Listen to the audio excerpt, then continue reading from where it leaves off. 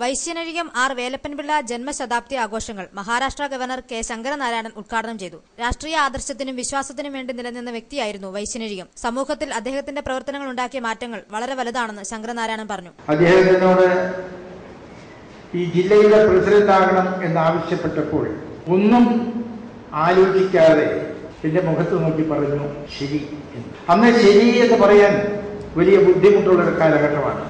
ആ കാലഘട്ടത്തിൽ ഒരു ആദർശത്തിനു വേണ്ടി, ഒരു വിശ്വാസത്തിനു വേണ്ടി അതിന്റെ പിറകെ ശക്തമായി നിന്ന ചുരുക്കം വ്യക്തികളിൽ ഒരു വ്യക്തിയാണ് വൈശ്യനെഴുത്ത്. ആനന്ദവല്ലീശ്വരം NSS ഓഡിറ്റോറിയത്തിൽ നടന്ന ചടങ്ങിൽ N പീതാംബരക്കുറുപ്പ് MP അധ്യക്ഷനായി.